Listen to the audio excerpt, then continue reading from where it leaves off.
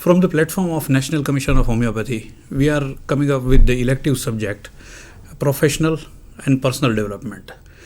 As an aspiring homeopathic practitioner, our journey extends far beyond the confines of textbook and clinical rotations.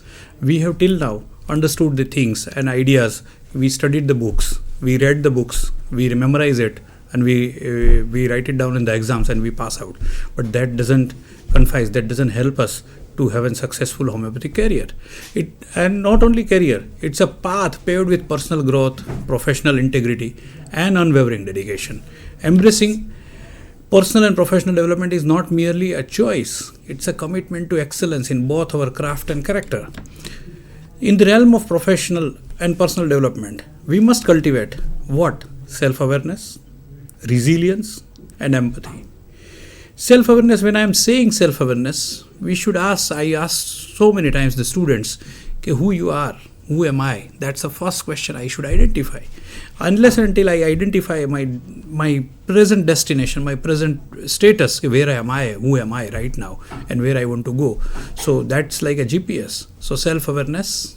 The second quality is resilience. Resilience is very, very important because in the challenge of life, we come across so many challenges and problems and issues, and how we recover from that. That's an essential quality nowadays in the fast running era of this 21st and the 23rd century. And the third one is empathy. So what we understand out of this, we have to define what is personal development, where we see a development on our personal ideas, our personal self, what we must cultivate. The self-awareness, resilience, and empathy. That's why understanding ourselves allows us to better understand our patients, fostering deeper connections and more connective healing. So through self-reflection and introspection, we uncover our strengths, our weaknesses, and areas of growth, empowering us to evolve into a compassionate healers capable of addressing the holistic needs of those we serve. So when we identify we are going to see some of the tools. How are we going to use that tools for developing our own some of the areas and skill sets? That is through self-reflection and introspection. Simultaneously, our journey in professional development demands a steadfast commitment to the ethical practice. When we say ethical practice, it encompasses a lot of things. Continuous learning is an essential part in the present era of constant development and learning and collaboration. That requires a teamwork, collaborating with the other agencies. Upholding the principle of integrity and transparency ensures that our interaction with patients are built on trust and mutual respect. By staying abreast of advancement in homeopathy and complementary modalities, we enrich our knowledge base and expand our therapeutic toolkit, enhancing our efficacy as healers. So when I say, who am I? We identify who am I? What are my areas, my strengths, my weaknesses, my opportunities, my threats? What are the things which puts me up, which puts me down? Ultimately, the pursuit of personal and professional development in homeopathy is not a destination, but a lifelong journey. So today's learning can become tomorrow's trap. That's a right side. It's a journey marked by humility, curiosity, and relentless dedication to service. As we embark on this noble path, let us embrace each challenge as an opportunity for growth, each setback as a lesson in resilience, and each success as a testament to our unwavering commitment to healing the body, mind, and spirit. Let's build a foundation for not only a successful career, but a successful life. So all of us, as a student of homeopathy, we are also as a student of homeopathy, lifelong, and Master Hahnemann said we are a lifelong learner and we should learn all the more new concepts. So let's build a foundation for not only a successful career, but a successful life. Master Hahnemann's word, homeopathic physician has to heal thyself before healing others. Difficulty and challenges of life demands working on self. As we homeopaths believe, cure takes place from within and secondary curative action. Let us understand some of the personality traits and professional requirement for not only successful but effective and empowering life. Let me ask you a question. Who are you? Who are you? And you will answer your name, my name is so and so. Your introduction with academics, you are a student of homeopathy, or your career, your caste, maybe creed, maybe the city from which you are coming out. If we ask someone you know to introduce you, if we ask someone else you know to introduce you, what they will answer? And you will say it depends on their relation with you. So what introduction we see in ourselves and what introduction people see in ourselves are two different things. We come across number of things we have seen it. Okay, people sees us with a different eye and we say it's your perspective, it's your spectacles. So people see with their spectacles, but we can always give them our spectacles to see how they see us. So like your family, say for example, if I ask your parent about yourself, then probably your parent will have a different introduction of you. My son or my daughter is very kind, very generous, or very is not confident rather. Say for example, at times they say they need protection, so because they have given you a protection all the time. Like if I ask your friends, they have their own introduction on a different plane. Say for example, I ask you a question to co-student, and who says, who is he? Then he gives you a total different introduction. Similarly, patient also has a different perspective towards doctor. People start building opinion about you. Depends on their experience with you. By you, through you. If I ask you who you want to become, in your eyes, that will be different. In introductions of others like family, friends, patients, etc., what are you going to answer?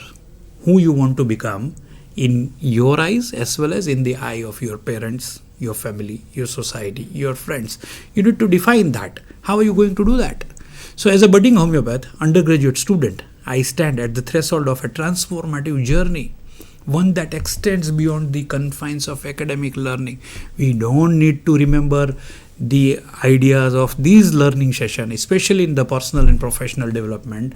How are we going to see it's a transformative development? It is not personal development. How I see myself, how I act on myself, I don't have to remember the characteristic and qualities of a personal development. So if I am going to understand what are the characteristics, I need to make over myself. So, and there are two ethics, personality ethic and character ethic. If I build a personality ethic, I can make up some presentations like you, the way I am presenting it to you right now. What my character will be reflected in my all behaviors, my formal, informal conversations with you. So how are we going to, it reflects in the case taking also. If I see a patient comes to me, I ask them, what are your complaints? The way I ask the questions, and they totally defines how patient is going to answer, how patient is going to confide in us. So as a budding homeopathy graduate student, I stand the threshold of a transformative journey. I need to transform myself so the patients not only narrates their complaints, but their suffering as it is iterated, one that extends beyond the confines of academic learning to encompass personal growth, professional development, and a deep understanding of self. So being a homeopath, it requires a transformative journey. You should be a different person. How are you going to be a different person? So the person who you were and who you are going to be is totally two different things. In this pivotal moment, I recognize the importance of embracing my strength. I must identify what are my strengths. I know I may be good at communication, I may be good at studying, I may be good at remembering things, I may be good at playing things, but I don't like, so acknowledging my weaknesses, I cannot focus. The major challenge right now in the arena of technology is focus, difficulty in focusing things. A lot of distractions are there. So how are you going to eliminate those distractions and to achieve your goal? You need to have focus. How are you going to learn that focus? Seizing opportunities and navigating challenges with resilience and determinations. So how are we going to seize the opportunity and navigating challenges with resilience and determination? Threats, how are you going to eliminate the threats? So that is a major idea. Through SWOT analysis, this is what a strength, weakness, opportunity and threat analysis. I have identified my strength as a keen intellect, a compassionate heart and a relentless drive to make a difference in the life of others. Armed with those qualities, I aspire to become not just a proficient homeopath, but a beacon of healing and hope in my community. This is what I want to become. However, I am not blinding to my weaknesses. These areas where I need to focus my efforts to facilitate growth and improvement. I need to work upon myself. Initially, we used to remember the subjects from anatomy, physiology, pharmacy, materia, organ and pathology, FMT, gynec, surgery, medicine, practice of medicine, repertory, and preventive and social medicine. And we used to remember the things, and we start writing down in the exams. In the vivas also, we used to narrate the whatever we remembered. But so many times in the time of nervousness, in the time of challenge, in the time of certain emotional challenges, we are very difficult to deal with it. So how are we going to do that? Very, very important. We have studied very hard. We remembered a lot of things, but unfortunately, at the time of exams, we forget. That's a common challenge of nowadays the students are facing. So how are you going to deal with that?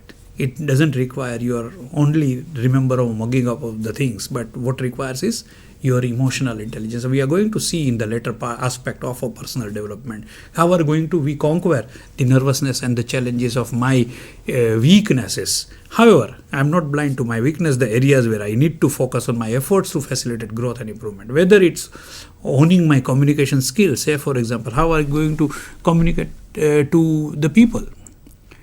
How are you going to communicate with the things, with the patients, with the relatives, with the children, when the children comes to you and you take the case in a different way. So it requires a deep understanding of communication skills. We are going to see that also in detail, how communication skill helps or hinders the success of you. Despite you are knowing everything, but you are not able to apply with the things. So personal development, my communication skill needs to understood. How I am going to listen to the people, refining my diagnostic abilities and cultivating a greater self-confidence. I am committed to addressing these areas head on. Recognizing that self-awareness is the first step towards personal and professional advancement. With this a basic understanding why my personal development is needed for my professional development, how I am going to do the things.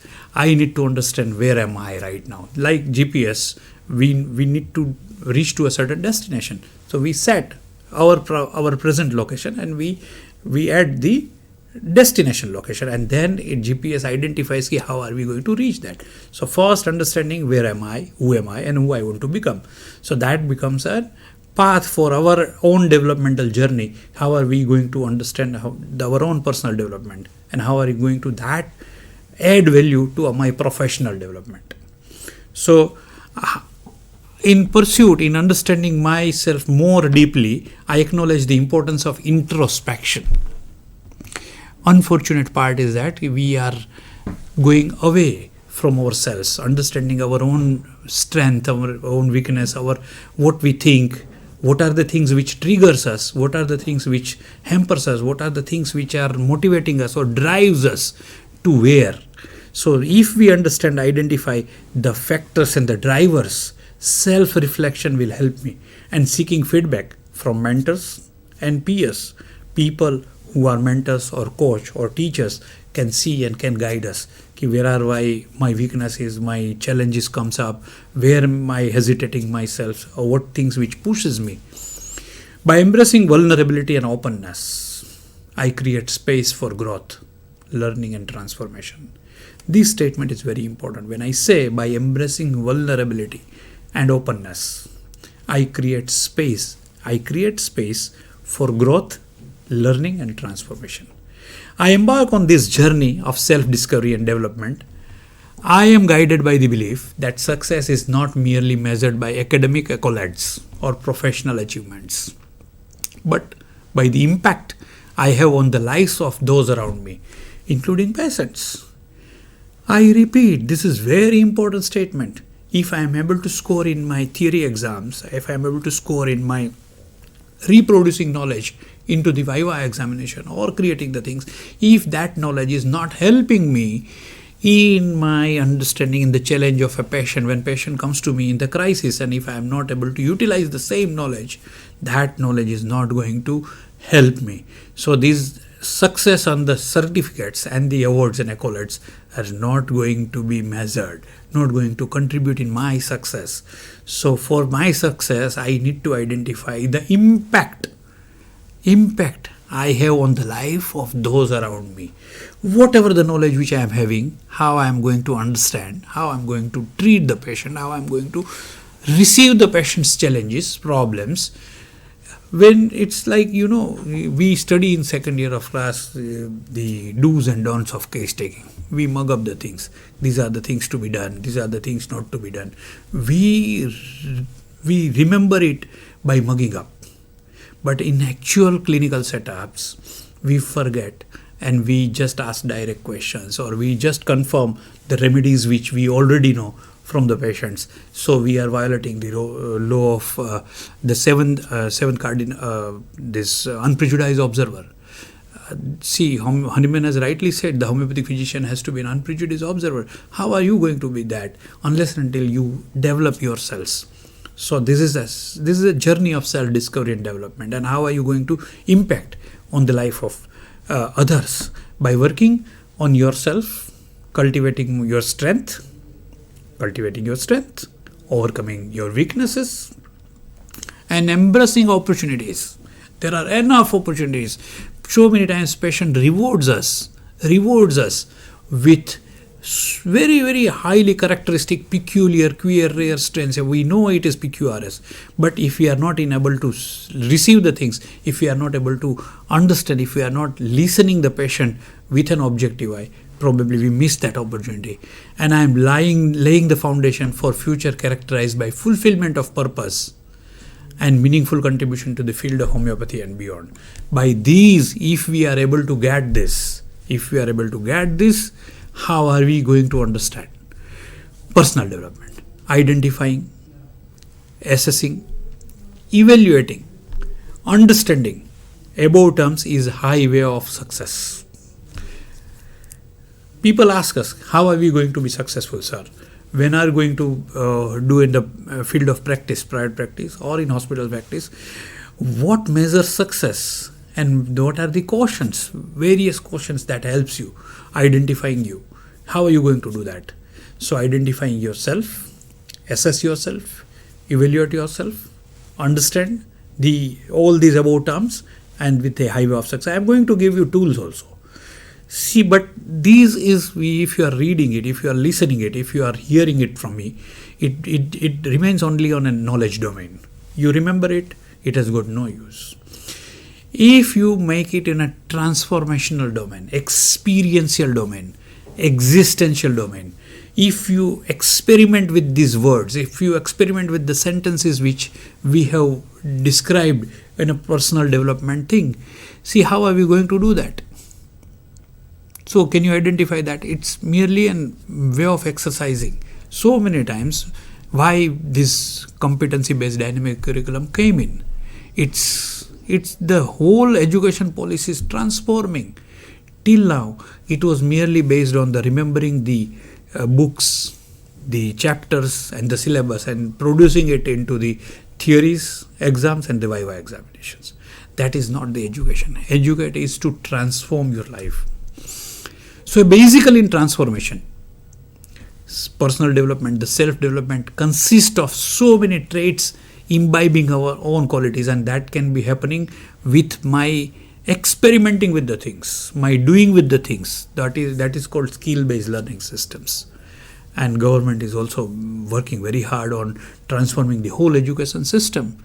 Similarly, unless and until it is not the lectures change the whole scenario, you read it, you identify it, you apply it, you see the things, how it works on it, you get the feedbacks, you see the outcomes, and then you see the results.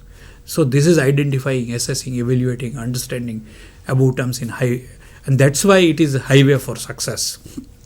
It is your success. So it is nobody else's success. So we need to identify our qualities Initially, way before 25 years, 30 years or 50 years, people used to measure the intelligent quotient, IQ. You might be remembering the IQ to be done, IQ to be understood. So when we say IQ, high IQ people is not a guarantee for success. Now it has been established. The people before 50 years, we have seen number of examples where academically average student has excelled in their private career or growth, or academically average students had not performed well, and academically poor students have performed well. Academic excellent student has not performed well. So then the idea has came out by one of the research scientists, and has been coined by Daniel Goleman, who have written a book called Emotional Intelligence. So he has identified what matters success is not only IQ. IQ plays only 25% in role in your success. Rather 15% role, not 25 also. Only 15% is contributing in your success. So highest intellectuals are not guaranteed for success. Then what matters success? He says the major aspect is emotional quotient. When we say EQ guarantees you lot of successful things. Emotional maturity. How are you going to see the emotional maturity? You are hampered by you. If you are nervous, if somebody has scolded you, if you are disturbed at home, and you go to the school, you go to the college, you learn nothing goes inside. Why? Because nothing goes inside. Just because you are blocked, you are depressed.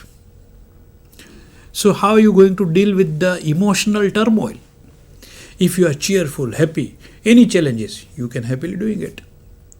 So what are you going to do is very, very important. So this EQ, emotional quotient, came in. I am right now giving you two different well-known quotients, but not only these two, there are 3-4 more quotient has also came in the play, because life is moving so fast on a personal development area. How are we going to match with the speed of the life? Because emotionally we are vulnerable, emotionally we are slow, emotionally we are not moving faster. Any trauma, psychological trauma, we carry on for lives together. Even we see in the patients, any emotional trauma to a patient in the childhood, he carries the burden of that emotional trauma for life. So when we are not able to understand our own emotional trauma, our own filters, how are we going to understand the filters of patients? That is where Hahnemann says, healing patient, healing thyself. Physician has to heal thyself before healing others. You cannot heal others. If you are traumatized, how are you going to heal others? So that is a major idea. And how are you going to do that? I am going to elaborate these things under the framework of these personal and professional development. This topic has been given by and beautifully selected topic by the Education Board and NCH to empower, enable the homeopathic generations ahead. I must congratulate you for having this syllabus, for having this wonderful branch, and transform your life not as a only successful homeopathic career, but as a successful human being too. When we are understanding intelligent quotient and emotional quotient, we understand what it is. It is about psychology. Is it about psychology? So psychology is what? Psychology is pervasive. It is everywhere. We understanding the psychology is understanding the science of psyche. Psyche consists of emotions, intellect, and behavior. Similarly, the reactions under the psychological plane. So if we understand where psychology creates, it is pervasive, persistent, and personal. And everybody's mindset is operating at a different level. So what makes our IQ? We have understood the things, how we study, how we identify, how we read, how we analyze, how we strategize thinking, critical analysis, critical thinking. And alongside, we have seen the importance of emotions and identifying the emotional quotients. So I was talking about IQ and EQ. There is another quotient which also came into play called love quotient. Love quotient means identifying the things, cultivating love, empathy, and compassion in relationship. Further to that, post-COVID era, when the things are not under our control, when the situation challenges beyond our ability to deal with it. So there are so many things which we need to identify, the factors which are adverse to our expected norms. Things can go against, things can go adverse to the expected outcomes. So in the time of adversities, how are we dealing with that adversities? So that adversity quotient is also another matrix or index has been established and developed over a period of time. So your AQ, that requires and that contributes by the resilient quality of yours. We have identified the things, how we recover out of that challenges or adversities. So that adversity quotient also plays a very big role. So on that IQ, EQ, LQ and AQ we come across. After AQ, there is if we understand the Maslow's hierarchy, there comes a component of social awareness. That is called SQ, social quotient, nurturing interpersonal skills and social awareness. If we are able to enhance our ability to associate with the things, people, how we correlate with the things, how we identify with the co-workers, and it essentially helps us in our team building abilities, team management capabilities, leading abilities, leading the patients also while taking the case, during the journey of treatment, during the counseling process, and so many times your social quotient is also very, very important. And the last but not the least is spiritual quotient, exploring spiritual beliefs, values and practices for inner growth and fulfillment. So that was a major area where different quotient we have to improve upon. So many times on that path, multiple personality reflections we carry on. What are the types of things? What are the works on that things? And now, as a student of homeopathy, as a student of medical science, we don't only need to identify the answers, we need to identify the right questions. And that is in nowadays world, identifying the right questions is first and foremost criteria. Answers you can get it from anywhere. It's now not only Google is there with you, but other than Google, means on the search engines, rather than going search engines, even there are AIs into place. They are going to answer your questions. And it is moving so fast. So finding the right question is a key to activating the perfect GPS for our journey towards growth and success. It's about delving deep into the heart of the matter, uncovering insights and charting a course that aligns with our aspirations and values by asking the right questions. What I really want, how I want, from where I should find the answers. We not only gain clarity and directions, but also unlock solutions and opportunities that may have otherwise remained elusive. It's very, very important how are we going to understand what is the right question for me. Even after completing our BHMS career, BHMS degree, my question remains same. Whether I should do my pursue postgraduate study, I should start my own practice, I should join any hospital as a medical officer, as an homeopathic consultant, I should go for another management studies, or what is my life, where I should go. The right questions so many times is not there. And that's why we are taking a path which is out of blooms. It comes on blooms and somebody says and we move on. Somebody says do this and we're doing it. Somebody says this is good and lucrative, you run after that. What criteria helps you identifying your question for life? Even in the patients, when patient comes to us, we need to ask one fundamental question to ourselves first. What is to be cured in a case? In these cases, we comes with a number of symptoms, signs, presentations, lot of informations comes out. Out of all these jumble things, what I need to find out, what needs to be cured. Is it the causative factor needs to be cured? What are the factors which is contributing to the illness of this person? How can I identify, how can I see the right simillimum for my patients? Should I cover only physicals? Should I cover only clinical symptoms? Should I cover only mentals? Should I cover the totality? In portraits, there are one-sided disease. So many changes in organ, and also Master Hahnemann has perfectly understood the well-diversified presentations of the patients. But for that, we need to have in our mind, our questions should be identified. What question I should ask myself and then to the relevant stakeholders. In times of disasters, in time of distress or downtime, human support serves as a beacon of hope and resilience. Whether receiving or extending a helping hand, what we are seeing is very, very important. As a homeopathic physician, my personal development lies in how I be with the people. What kind of human support this patient needs from me? What kind of human support the society needs from me? What kind of support the country needs from me? And especially in all these things, how am I going to understand the human support systems? Mind requires mind. No more physical things. Sharing makes.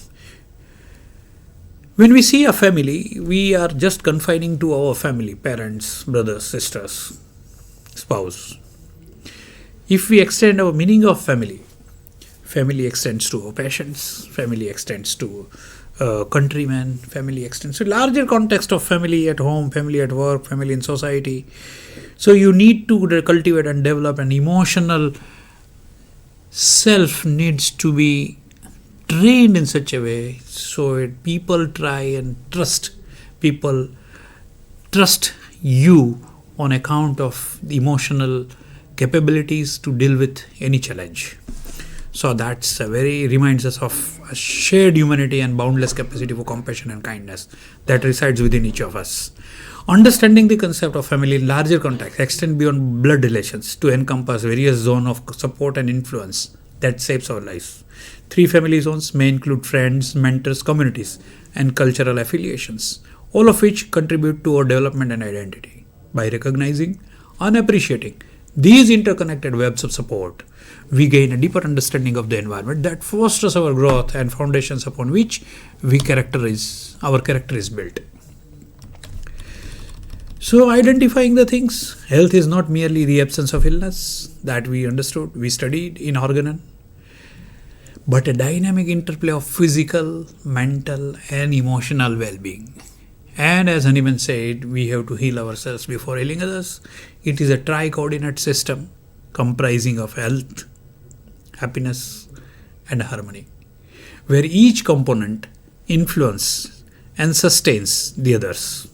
Caring for our mind and body involves nurturing ourselves holistically, cultivating balance, resilience and vitality in pursuit of a fulfilling and vibrant life. By prioritizing self-care and embracing a holistic approach to health, we lay the groundwork for thriving, existing grounded in vitality, joy and well-being. So how much it is very important, taking care of our own emotions, taking care of our own intellect, taking care of our own well-beings helps in treating patients. Transforming oneself begins with embracing adaptability. Now, the quality which requires is adaptability. You cannot change the environment. It is like driving a car. If I like fast driving, I like to drive car at the speed of 120, 150. But when I start from the city, from my home, I cannot straight away put the car into gear of 150 gears. So I just need to start with 5, 10, 20, 80, 100 kilometers per hour. And then it depends on the traffic, it depends on the other road conditions, it depends on the road map. I have to adjust my driving as per the environment. So that is called adaptability. I adapt myself into a circumstance, into a situation where I can optimally operate for the well-being of myself and others. A trait essential in navigating life's ever-changing landscapes. By cultivating a mindset of flexibility and openness, I need to be flexible, I need to be open. We harness the power to embrace new challenges. We have to harness, remember this, I am repeating this, the power to embrace new challenges. Don't escape away from the challenge. Embrace the challenge, face the challenge, accept the challenge, seize the opportunities, and thrive in dynamic environments. Because the life is dynamic. The dynamic life itself, there is a well-known says, somebody says, what is the definition of stress? Adaptability into a constantly changing world. In a better adaptable situations, if you are not able to adapt, you are under stress. In one of the stanzas of Gujarati, it is called સતત પરિવર્તનશીલ જગતની અંદર સ્થાયિત્વની ભાવના એ જ તણાવ. Means in this constant changing world where we fixate our mind with the mindset and emotions, we create stress. So that's adaptability is exactly opposite to that. So by cultivating a mindset of flexibility and openness, we harness the power of embracing new challenges, seize opportunities, and thrive in dynamic environment. Central to this transformation is the cultivation of empathy and compassion, virtues that enable us to connect deeply with others, understand their perspectives, and extend genuine support and care. Through active listening and honed communication skills, we bridge the gap between understanding and connections. There is a difference between understanding and connection. Fostering meaningful relationship built on trust and mutual respect. Moreover, critical thinking and problem-solving abilities, another criteria, another add-on tools. Critical thinking and problem-solving abilities serve as indispensable tools in our journey of self-transformation. By questioning assumptions, so many times we used to assume like this is going to happen, like we prejudge the things. So by questioning our assumptions, analyzing information on hand, and synthesizing knowledge, we sharpen our intellect and broaden our perspective. That helps us in analyzing, evaluating the case also on hand, how we become unprejudiced observer. By this ability, we can always try to bay away our prejudices. These aptitude for critical thinking extends seamlessly into our interaction with patients, enabling us to decipher their needs, concerns, and aspirations, and tailor our approach accordingly. We need to identify, there are many patients who are vocal, like as you know, they are changing topics, they take you on the tour, and you also go on the tour. Then you need to identify, that is where all case, when receiving a case, you need to identify whether we are traveling on a right direction or we are just hovering around. Yet, amidst the myriad of challenges and uncertainties of life, resilience and adaptability emerge as our greatest allies. You identify the myriad of challenges, and life is uncertain. We don't know what is going to happen next. So resilience and adaptability emerge as our greatest allies in the face of adversity, setbacks, and unforeseen circumstances. Resilience fortifies our spirit and fuels our capacity to bounce back stronger than before. It is through resilience that we not only weather the storms of life but emerge transformed, imbued with newfound strength, wisdom, and resilience. As we embark on the journey of self-transformation, let us embrace adaptability, cultivate empathy, hone our communication skills, sharpen our critical abilities, and nurture resilience. For in doing so, we unlock the boundless potential within and embark on a path of growth, fulfillment, and purpose. How are we going to understand these on communication skills. Let me elaborate on a little different aspects. If I ask you, what do you mean by communication skill? What you will answer? You talk to somebody, the other person listens and he answers to you, and you listen to that and you answer to them again. So that completes the communication channel. So communication lies where? Is in speaking, is in writing, is in announcing, is in declaring? No. Communication doesn't happen there. Communication happens where? In the listening of a people. What I speak, whatever I speak right now, communication never happens unless and until what you listen out of it. Unless and until what you listen, unless and until you understand, that is the communication. So what lands you, how you understand, how you perceive, or what alongside is going on. When I say one word to you, you hear that word, but you listen another word because you are adding some things into it. So your own preconceived ideas about that thing, you emerge with it, and then you interpret what Dr. Kalpit Sanghvi has told me this, while Dr. Kalpit Sanghvi's reference would be totally different. So similarly, when patient speaks to you, patient is telling a lot of different stories. What you are listening out of that patient's stories is different. How are you going to understand and listen the ideas or concepts or the suffering pains? It is like palpating the abdomen. When the patient comes with a pain in abdomen and surgeon or a physician palpates the abdomen and they says, it is paining here. Then you identify the pain area. Likewise, when patient is narrating something, you need to identify the pain areas. You need to listen to that pain. Unspoken word speaks a lot of things. So you need to sharpen that communication skills. And for that, to improve enhancing an effective communication, you need to improve listening skills. Give yourself 100% to that attentive listening. So that is very, very important. I just keep these things in these qualities: empathy and compassion, active listening and communication skills, critical thinking and problem solving abilities, and the resilience and adaptability. Try to understand these slides. This is very important slide, giving you the better qualities and understanding and its applications. How are you going to do this? Once this is complete, this is your first and primary journey of personal development.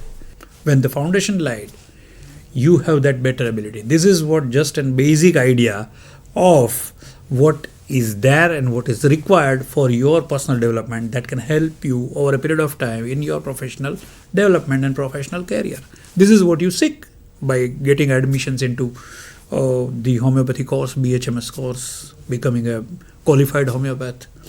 But when you are going to qualify yourself, you can say you are qualified. How can we judge and understand whether you are qualified homeopath or not? Just passing out the exams doesn't give you or guarantee you success in your patient's treatment, success in your career.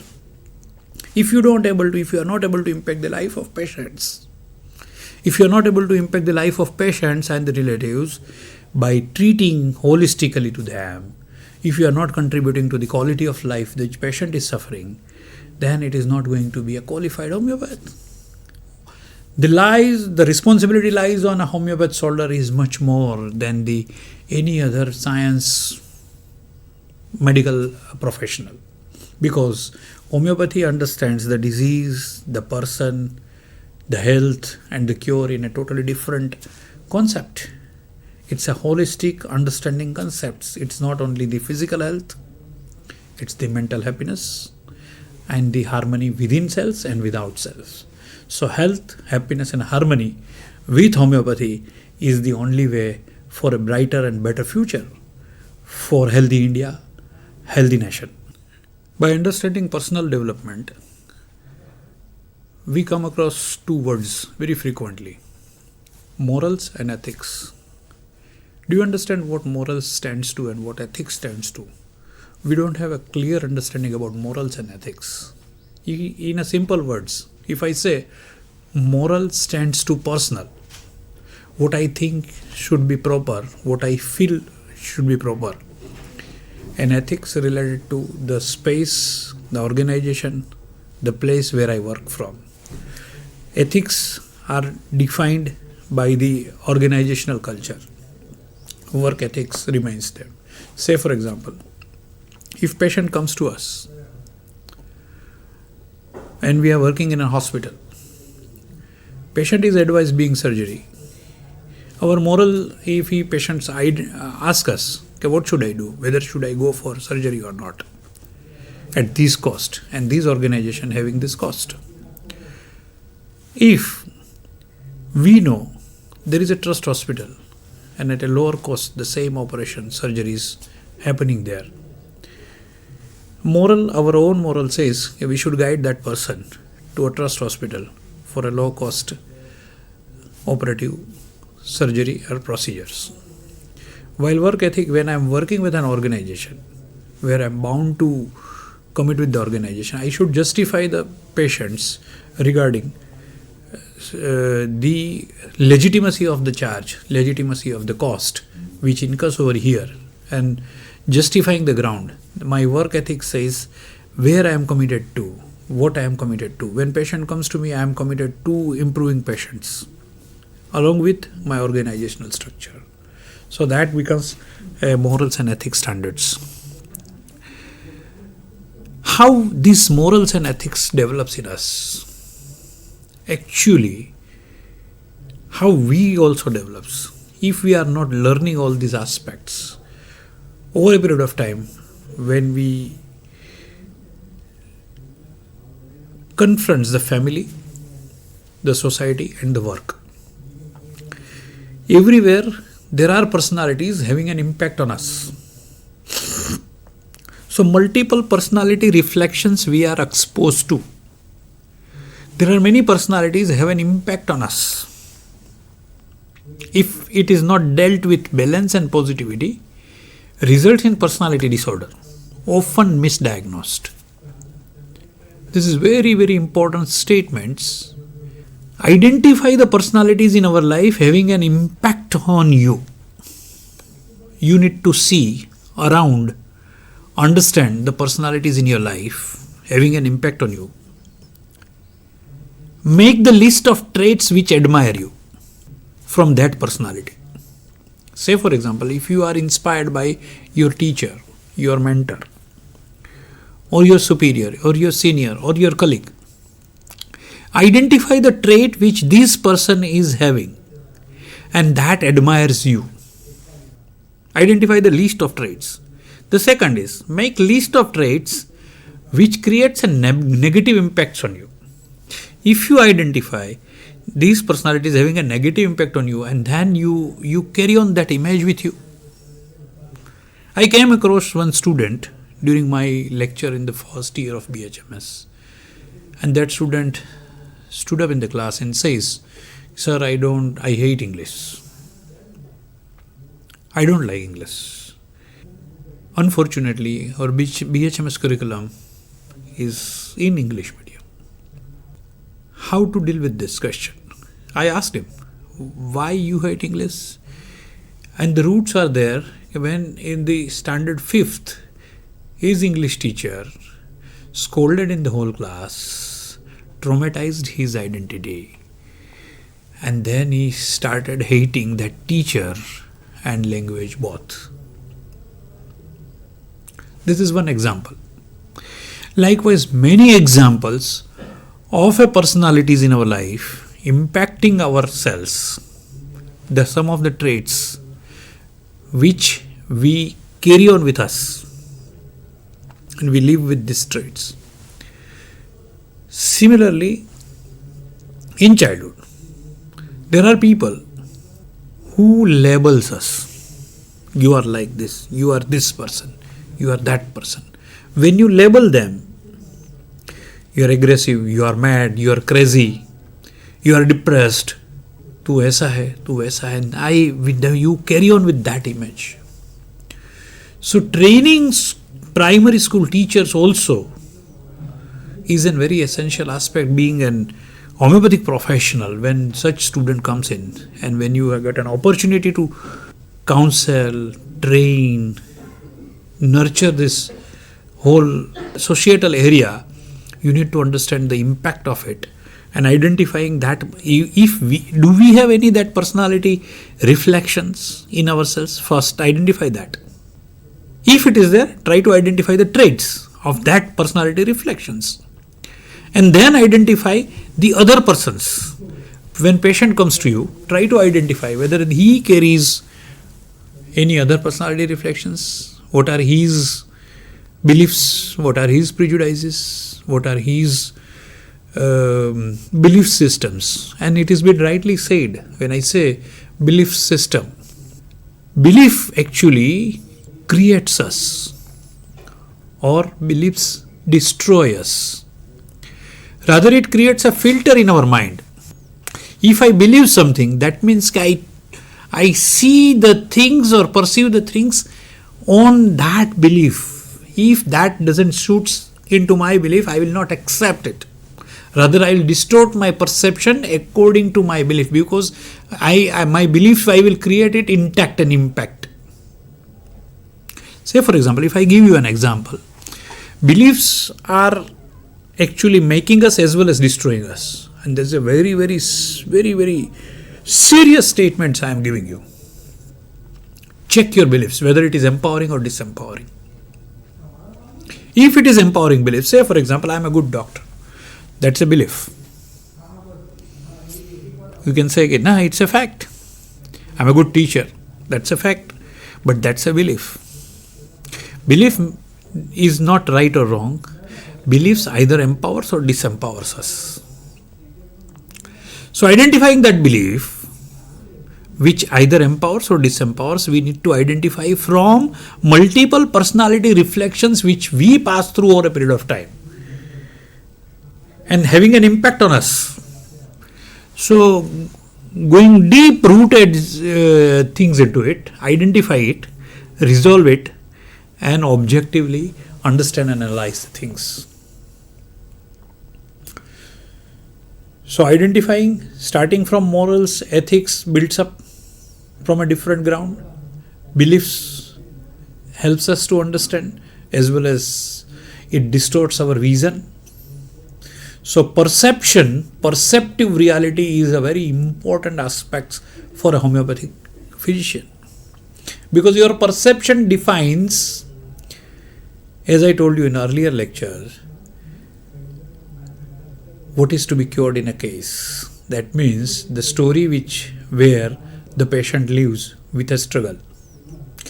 The pain and the suffering in that story of the patient need to identify, need to resolve it with appropriate measures and remedies. We have wonderful remedies to create that understanding in a person. So life is a universal phenomenon. In that universal phenomenon, we need to understand and identify first ourselves, identify the self, who am I, my filters, my beliefs, my perceptions, my stories. I keep a check on it. I understand and identify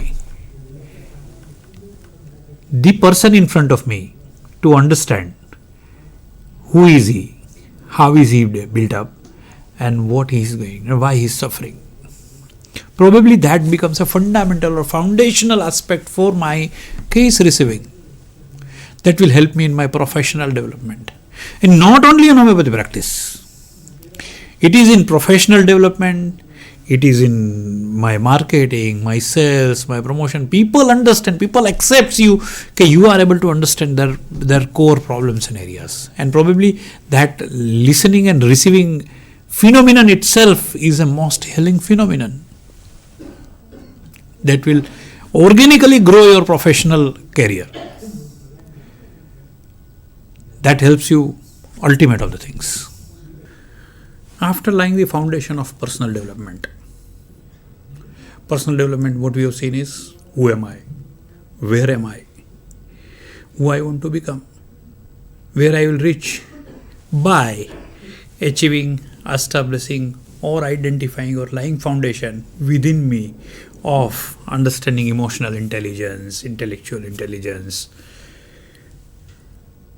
communication skills, understanding emotions and the foundations of everything, strength and weaknesses, opportunities and threat, building confidence and self-awareness. What I become, my personal development should reflect into my professional careers, professional goal. When we say goal, we all know about goal. Rather, before goal, we all have our own dreams. We dream of having a beautiful life, very successful career, earning handsome amounts, or result-oriented careers, practice. So these are all when I used to ask students, what you want in your life, where you want to reach in a professional career. How are you going to develop your own professional life? Do our degree of BHMS and the knowledge of anatomy to practice of medicine is sufficient for achieving success in a professional life? Does alone these mastery on this subject guarantee a success into the professional life? Unfortunately, it doesn't guarantee you. It definitely contributes to your professional life. But what else is needed in that professional development? And I must congratulate the NCH, the Education Board, who has taken up this task to give you the other elective subjects. You identify your area of learning. You identify the things which I need to learn. So what are they? First, I need to identify the goal, what I want, where I want to go. So goal, you have a lot of workshop and seminar available throughout the life. But as a homeopath, how are we going to define the goal? Everybody says it should be a SMART goal. Do you know what is SMART goal? SMART. SMART goal. S stands for specific. You need to identify, otherwise it becomes only dream. Mungeri lal ke haseen sapne. It should not be like this. If you have to be specific, what I want, specific, it has to be measurable. When I say, as I'm asking somebody, what kind of doctor you want to become? I want to be a successful doctor. Can you define success?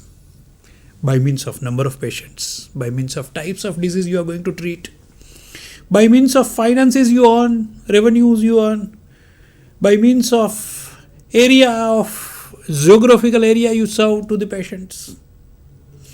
What is defined criteria for your success? For that, you need to identify your specific goal. It should be measurable. It should be attainable.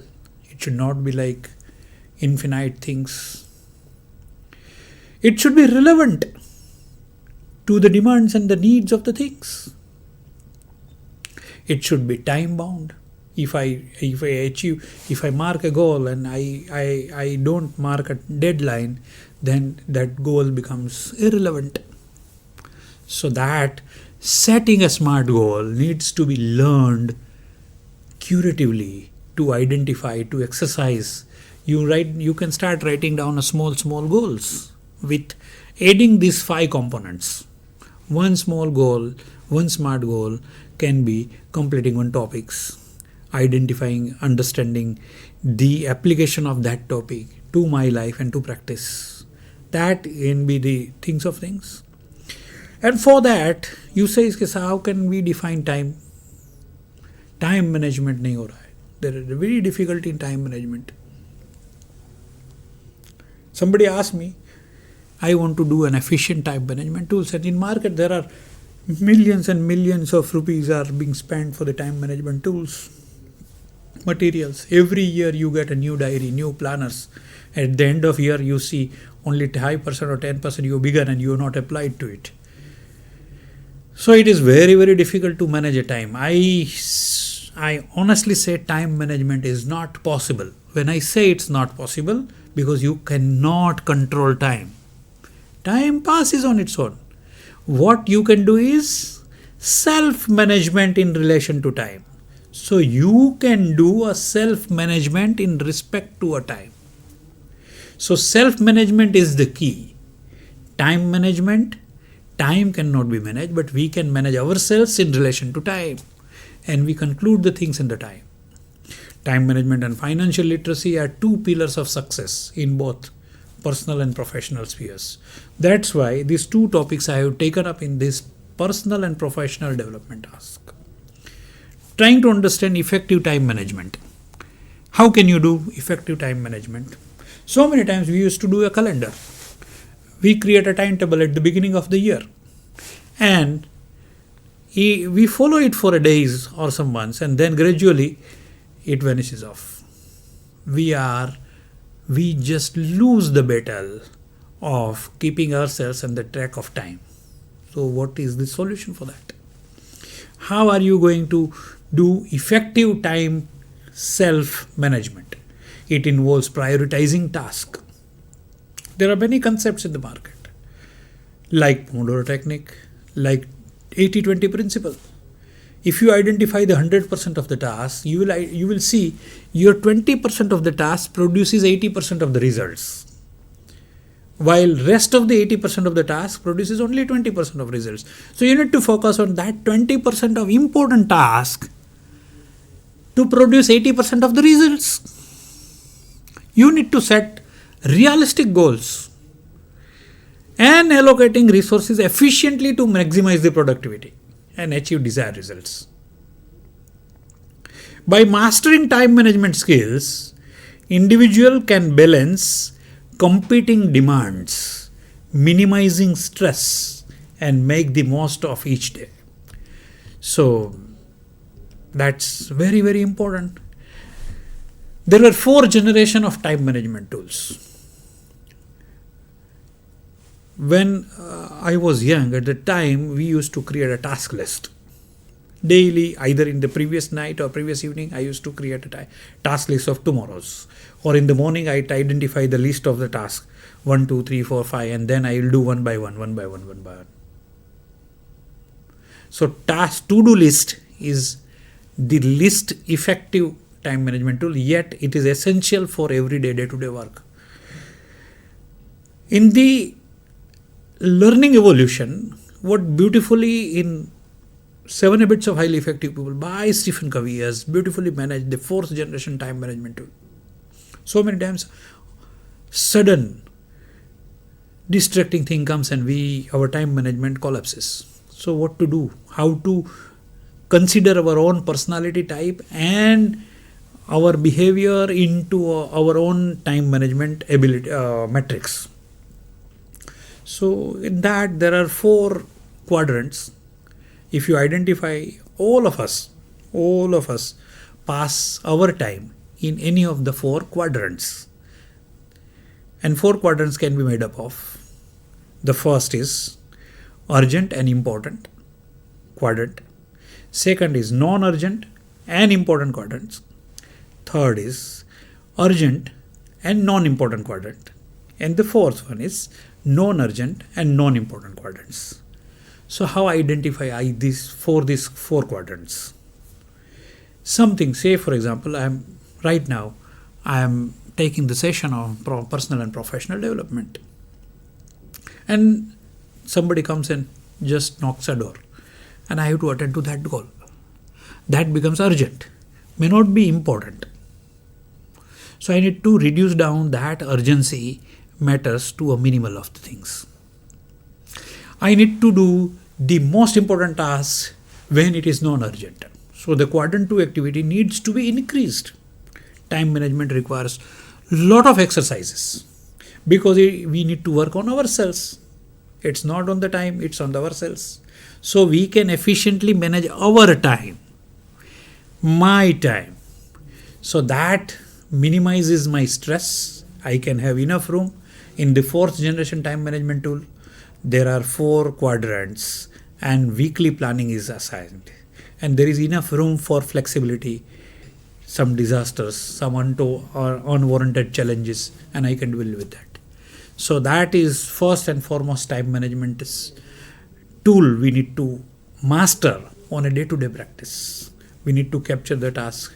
We need to put it into our own time management metrics, our own planners, and we assign the time. Okay, this time block I am going to do this. Our focus is literally impossible for more than 20 or 40 minutes. So you can identify the 20 minute blocks and you can work on that. Have a break, 5 minutes, again 20 minutes focused, 5 minute break, 20-minute focus, and you can work like this. So this is all about time management. Now, money matters. The most important, everybody likes it. Everybody wants it. How are we going to understand money? If I ask you what money means to you, what money means to you? Money is the currency notes. Money is the bonds. Money is the equities you are having it. What money? And without money, life is miserable. Everybody knows it. So money management, and some person with a very optimal money requirements, and he is living a life like a king. And someone with millions and billions of rupees, billions of currency notes, he is not living a life like a king. Rather, he is living a life of pauper. So it is again a matter of understanding money. But what we are going to understand over here in a professional development aspect, what financial literacy is, at least this much financial literacy aspect, everybody must understand. Every practitioner, every student, you should have it. So I will ask you some of the fundamental words. How are you going to describe? What do you mean by accounts? In any organization, in any institution, in any industry, if you ask who is a finance person, and everybody will point out to a person who is accountant. Okay, he is a finance person. Unfortunately, the accountant is never ever a finance person, because accountant is a scorer. Like in cricket match or in any football match or any match where on the board scorer is there, and who just mentions, okay, this person this over has this much runs, this over has this much wickets. He just keep a record of financial transactions happening into organization. So he is just a record keeper. So account is always about maintaining the past record. What has happened? Today this is inflow and this is outflow of the cash. These are the entries of the assets, these are the entries of the liabilities. So he is just recording it, and he keeps the books of account ready. So what is finance then? And why do I understand? Accounts I may not be aware about. I don't need to learn accounting because I am not an accountant person. But I need to understand the basics and fundamentals of finances, being an individual practitioner, being an independent earner of the family, being an businessman, entrepreneur, management, anything. Finance is pervading everywhere. Case is like blood to the life. I always say case is like blood to the life. So despite of high profitability, the organization is very poor. I don't have money, or I have enough money but I am not produce it. So finance is future. Whatever the decisions I am taking right now, whatever the things which I am taking right now, whatever the steps I am taking right now, that is going to impact and affect my finances tomorrow. So the account is past, finance is future. Financial literacy equips individual with the knowledge and skills needed to manage their finance wisely. How much money I am having, how much money I am earning, how much money I need to have essential lifestyles, how much money I need for my luxuries, how much money I need for my future financial securities in an untoward circumstances. So this includes understanding of financial literacy, includes understanding of budgeting, saving, investing, and debt management principles. So money comes into your pocket by two means. One by means of earning, doing job and getting salary, doing practice and receiving the professional fees from the patients, doing some business and earning profits. So by way of income you get money, and the other source of getting income into your pocket is by getting the debts, the loans, the liabilities. Initially you might need to take some loans to establish your clinical setup. So you need to take loan and you take that money into your pocket to manage, to establish your clinical setup. And then you start earning. So it comes from two sources, income and liabilities. Money goes out of your pocket by two sources. One by means of expense. If I go out to watch a movie, I need to spend money. If I go out in a restaurant, I need to spend money. I need to spend money by tour, travel, by purchasing clothes. So many things by expenditure that money goes. And the other means of going out money is investing into assets. I invest money either into fixed deposits, into mutual funds, into equities, into asset planning, into infrastructure development, because these investments are going to get me on money earns for me.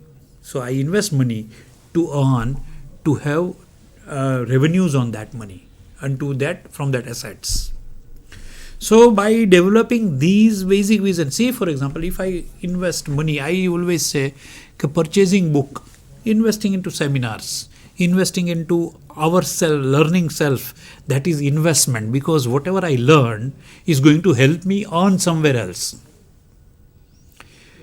Nowadays, students are happy to spend on picnics, on mobile bills, on restaurants, on movies. That is not going to help. But if you ask them to spend, to invest that money into purchasing more and more books, attending seminars, workshops, attending training development workshops, because that is an investment into your own selves. If you learn, if you know something new, you are going to shell it off later on. So the biggest investment other than agriculture is academics. If you invest into your academics, you are going to earn throughout your life. So that investment into self is the biggest rewarding thing. So building a secure financial foundation for yourself and your family requires a basic and fundamental understanding of your life. So from learner to a professional, being like a learner, one must know and be aware about qualities and skills to be mastered. And being a professional, successful professional, one must be competent and contributing to society with ethical standards. Society expects you to be ethical, integrated. What you say, you deliver. And that requisite quality you need to establish. So charting your course, career planning for homeopath, leadership and advocacy, maintaining ethical standards. These are from basic quality to professional courses. You need to learn the statutory requirements also. What kind of financial statements, mandatory requirement like Form 3CA, IT regulations, all other regulations you need to identify. You need to learn even balance sheet and profit and loss and cash flow statements. These are all X-rays of your life and living. What kind and quality of life you are going to live, that X-ray is available from your balance sheets, profit and loss and cash flow statements. So it is for growth and security, projecting quality life and freedom, a roadmap of our journey. Now, after understanding time management and financial literacy, how to initiate any new project. Say for example, if you are coming out with a new, but nowadays actually Prime Minister is beautifully nurturing and actually charting a roadmap for the youngsters of India. What you are doing? Skill India, they say individualize your capabilities to do something new and leverage it for your profitability as well as the country's economic situations. And that's why we can boast going to be the largest economy gradually over a period of time. In a very shorter period, we can compete into the world scenario. So now implementing this time management, financial literacy, any project if you want to take on, there are some tools which I am going to give you. That tools can, if you can apply it, you can use it anywhere. The first is PDCA. It is a game changer tool. Usually we don't plan things.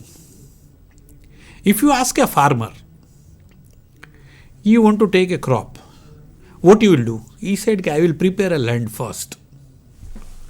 I will identify the type of land, which type of crop can be grown in this land.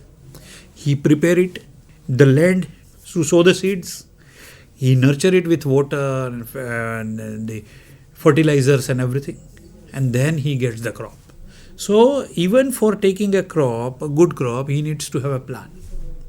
If you are going to build up your home, your house, your clinic, hospital, you are there with the architect and the structural designer. You will plan everything on paper and then you start laying a foundation stone afterwards. Not by straight. While in our life, what we do?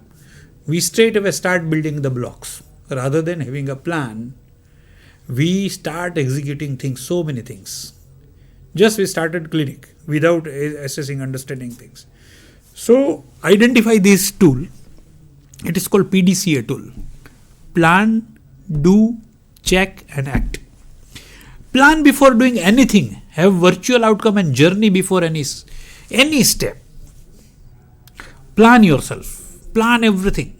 Has to be had clear-cut planning. Then do as per plan with small step towards defined journey. Check every time. Ongoing the metrics like Gantt chart, and there are so many tools and available for the project implementation and identifying that whether the project is going on the time or not. And then act as per the defined metrics. So PDCA is one of the tool where you can use it. If you are having a big project, having a big team, we are going to discuss on the team management also. Team building capacity, teamwork capability, it requires another qualities together. But in a professional career, professional development, if we are working in a team, we come across a lot of challenges. But for that, there is one more chart template is available. That is called rapid chart template. You will be able to see this in this slide. Rapid means in a team, somebody is a recommender. Somebody will recommend these things to be done. Person who recommends an options. There are people who agrees to these recommendations. You need to identify that people. There are person who will perform and implement the decisions. Who is going to perform? There are persons who is going to provide input to the recommendations. And there are person who is a final decision maker. So rapid, recommend, agree, perform, input and decide. If you identify RAPID under the name of individual team member, probably you can understand, you can beautifully manage and plan the teamwork projects. So planning and executing decisions requires a different skills. You need to understand another aspects. When people start saying competitions bahut hai. There are a lot of competitions. There are a lot of forces outside. Despite of lot of work, despite of lot of preparation, there are hurdles, challenges, and things are not working out. And you are just muggling with the things, ki what is happening? Then you have to somebody, I think Porter in 1979, Michael Porter has said or given these Portal 5 forces analysis. He has given it for the other industry, but it equally applies to our profession also. So there are what kind of 5 forces? So if you are having a practice in your one area, you are serving a local geography, and some new threat of a new entry comes, some new doctor came into your area, and you get another competition. threat of new entry, you need to identify the area of which where you are attending or addressing to your products or services or professional services. You need to identify the buyer power also. There are people who cannot spend, there are people who can spend enough. From where, from whom, how much you need to charge, what are the ethical standards for your services, for charges of your services. There are threat of substitutions. If you are not able to do this, there are other services also available, other systems also available to treat the things, if you are not able to create it. Supplier power, information and availability of genuine medicines and materials. You are not able to get the right medicines at the right tasks. Competitive rivalry. So these are all Porter's 5 force model. And that 5 force model also helps us to understand well beforehand for the right decisions at the right time. The second one is special analysis, PESTLA. These factors are beyond control and need to anticipate and apprehend always in the background. All of us are aware about the 2019 COVID. Everybody was at the business and everything was going on, and suddenly the COVID came in and lockdown comes in. These are beyond your capacity to deal with it. You cannot work. So there are factors, political stability, decisions, roadmap, policies. These factors are going to affect you in a person as a professional developments. Second is economic reforms, conditions, inflations, recession. These are all going to affect our professional careers. The third is sociological, society and cultural and social transformation also have an impact on our professional development. The team is technological advancement, Google search, AI and ChatGPT in social media and tech disruption. And for the medical field, AI is going to disrupt the whole economy because the diagnostic criteria, the diagnostic tools AI will identify, will replace you. Whatever you are going to remember is going to be produced by AI within seconds. Asking questions, relevant questions, identifying and recommending tools and medicines. You need to identify the legal factors also. The acts, legal forms, labor laws, intellectual property rights, laws, everything. As a medical practitioner, what kind of legal boundaries you need to keep in mind and remain within a frame of legal boundaries which has been set by the authorities and the law. And last but not the least, the environmental factors. Environmental impact, positive or negative, is going to affect your professional development. These you have to keep in mind everywhere, keep other things. So, starting from personal development to a professional development, you need to keep a hell lot of things. But all this information which is right available everywhere, it is not only over here, it is available everywhere. If you search online anywhere, you get through seminars, you get to the things. The idea is the learning what I know. There are many things which, see, that is called KWL chart. What I know. K means what I know. K, no. There are many things which we already know about and we can take reference from. It has two major impacts. Whatever I have said it today, you probably might have been aware about it since beginning. Or you came to know something new, get new insight of the same experience.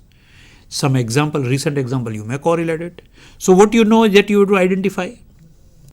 What you are wonder for. Or suddenly, oh my God, this is it. I am different. This is different.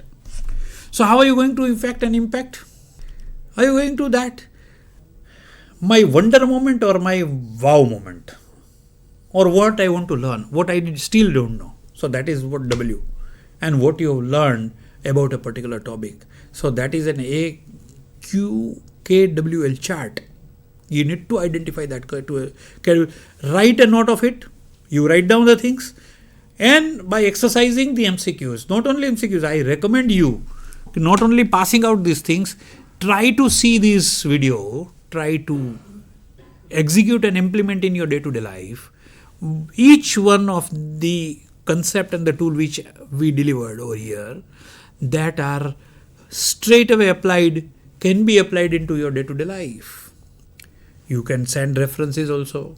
You can write to NCH by implementing these things. What are the outcomes? What are the difficulties you are facing and what you want to go ahead.